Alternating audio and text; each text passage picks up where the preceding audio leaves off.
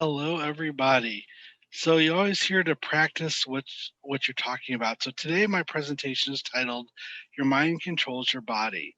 So I could put up fancy slides, but here's the thing. First of all, you get to see this beautiful face, but more importantly, it's going to teach you to focus right away because I don't have slides. You have to look at me. I'm sorry about that, but I want to tell you the story about your mind controls your body. This is not something I made up. For those who know me know that back in the day I was an athlete and I had a friend Ron. Ron always said this day after day, but Ron was a little different than a lot of us. And the reason is he didn't come from West County where I grew up in St. Louis. He grew up in the projects. One time I took him home, actually my dad took him home and I was in the car, and I was shocked to see, being a West County guy, that the two units around him were burnt out. That's where he lived. Not the best living situation. His bus ride was about 3 hours each day round trip from the morning to the evening, not the 10 minutes that I had to ride the bus. But still, he was one of the top runners in the state. Well, why is that? To this day, I still am friends with him, and his still philosophy today is your mind controls your body. I mean, how could someone like this push themselves athletically, academically, and socially? He's a top athlete. Academically, he was a above average student, but socially is one of the ways that I was so impressed with him. He had three versions of himself. He could speak to those who also grew up in the city who were transfer students like himself. He could also speak to adults and teachers respectfully in their way, and he could also relate to the county kids as well. Think as a 16-year-old if you could have related in three different ways to three different types of people and been successful.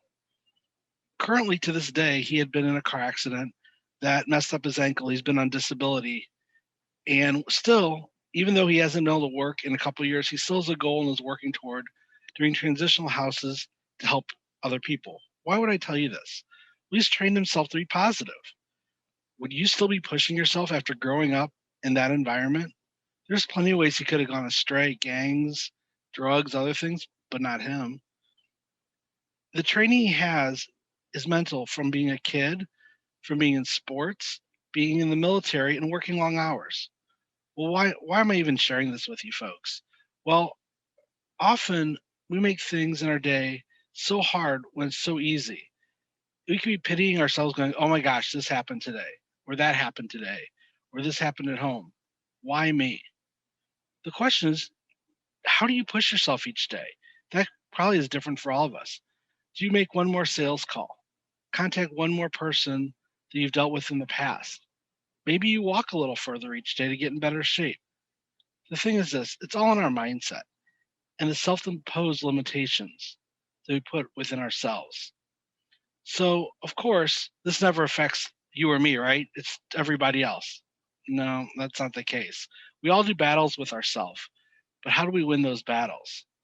Well, I can't tell you what works for you, but for me, when I don't want to work long hours, my first thought is, what other jobs could I be doing, or what else would I have to do to make a living? I could be tarring a street. I could be doing plumbing. That's a great career for a lot of people, but not for me. They might think my job is miserable. That could be the case, but it's all in our mindset. Do we even excuse ourselves out of phone calls in sales? For those of us that are in sales, we say, "Oh, I'll make that call tomorrow." Or are we going to do it today? Because we know if we push it off, they could be buying our product or service from someone else today, or if we called, we'd get the sale. So I guess my question to you is this. We all have people in our industries who are bigger than we are, who've done it longer than we are. But why should we still be positive? Well, here's the thing. We obviously all bring value. What I find humorous is that in this pandemic time, as much as I dislike it, I do videos every week. I do videos, so they're goofy, they're silly. My wife says you can't be any dorkier, and I prove her wrong every week, as she tells me. But the funny thing is that believe it or not, my biggest follower on many of my videos on LinkedIn is Staples. So why is Staples following me? Well, I don't know, but I was kind enough to thank them and offer my phone number on a hard to find items video. They still haven't called. I'm not sure why. I've got the things they don't have. Trust me, I know they don't because their customers are calling me. But the point is this: you never know who's watching you, and what a little guy like me has an impact in my marketplace for someone who's that huge. I mean, my whole thing is to stay top of mind because it's something we have to do right now. But think of how many people we interact with in business over a year. There's a lot of people. But some days you just meet somebody and you have a great day with them at a conference and they're a pass through. While others can change the direction of your life or your business. So my thing is this: make it your mission to have positive, helpful interactions with people whenever possible. Because if you have the right mindset, you can change their lives as well as yours. By smiling, you can be the positive force that makes their day change or makes their next business call successful, and you'll never know it. You could be changing the direction of their family or their business just by smiling. I mean, we all go through things in life where we get sad, where people leave our lives, they switch companies, they move away, or even die. I'm not saying there's anything wrong with being sad when someone dies or leaves, but I feel people are brought on into our worlds, that is, and our lives for as long as they need to be. Some people just need to be a day, some people a lifetime. For example, most of us here know Thad James. I know he's not on the call today, but when I say Thad James, how many of you had a conversation with him and not smiled? Everybody smiles with Thad James. He's the happiest go luckiest guy. He always has energy. Now, as far as people in your lives, perfect example is my dad. I, of course, won him around. He unfortunately passed away a little over 11 years ago. And it's one of those things that I would love him around for everything. However, before he passed away, I never had a thought of opening my business. But a year later, I opened the business I now have almost 11 years later on his birthday. Was it ever the plan? Not when he was alive.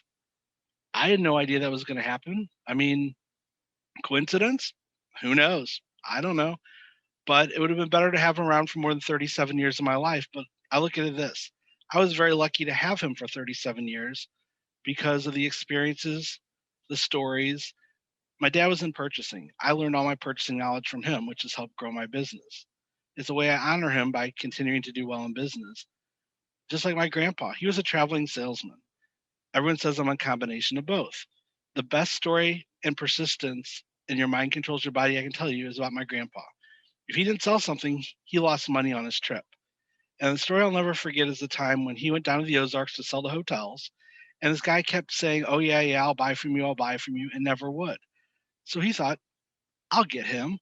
So you don't have what he did? He opened up his whole case of samples and spilled them all over the guy's floor, all over the floor, and made him help him pick them up. And before you know it, he made a sale because the guy had to look at every single sample he had. Talk about the best story ever. That's it. Now, unfortunately, I can't take 30,000 office supplies and dump them in your office and make you look at them. But he was so creative, he and his station wagon, to do that. But that's the way I look at being my mind controls my body. When I want to give up, I thought, you know what, they wouldn't have given up. He was so creative. My grandpa was so creative. He wouldn't let that happen. My dad tracked every penny he saved his boss and handed them a book, his boss a book every year to show how many pennies he saved them, which usually equaled $250,000 or more. So my job's pretty easy compared to that with all the technology. So let me ask you this: when someone leaves your life, do you look at it as a positive or a negative? I can't tell you what that is. You make the decision. It's your mindset. I remember last month when John Ayers talked about how he starts his day, his positive attitude about how he's going to be healthy and everything along those lines. Same thing. You get to choose your attitude every day, as we all know. What attitude are you going to choose? I wish the customers happy Monday every Monday when I'm on the phone because they're melindrome. They're oh, it's Monday, and I said, so happy Monday. You can't get to Friday without your Monday. And that makes a difference to some of them. Some of them really don't care. But the ones it does put them in a better mood, have a better chance of impacting their day, if that means a sale or just a smile or how they interact with their kids when they go home. So I don't know who needs to hear this message today, but if it's you and it helped, I'm glad it worked. If not, you're just hearing me speak, and that's fine too. Hopefully, I'll have some tidbits that have benefited you along the way. I heard a long time ago that if you take all your problems and bundle them up and go to hand them to somebody else and they're going to trade problems with you, you'll probably end up keeping your own. So if everyone thinks that everyone else's life is perfect and yours is not, and you think yours is not, guess what? You just don't know what's behind the curtain. So think of all the good things you have, not the things you don't have. Because again, we all have positives, we all have negatives, and hopefully, always the positives will outweigh the negatives going on in your life. So, how can your mind control your body today? Convince yourself to be positive with a coworker or family member, even though you might not want to for whatever reason. Push yourself physically if you're exercising to work out or get more healthy. I probably should start with my own advice, actually. We'll work on that, but it's raining today, so I'll make an excuse till tomorrow. But tell yourself to stay focused just a little bit longer when you're studying something in an industry, reading a book, or working on a project. The thing is, only you will know how this can help you. Not what I can just give it information, maybe a framework, but you'll know how it'll help you, whether it makes it a big difference or a little difference in your life. I just hope it made a difference in some way. If you have any questions, I'm glad to answer them. Again, sorry for no slides today, but I figured to help you focus and be ready to have your mind control your body. Thank you very much, everybody.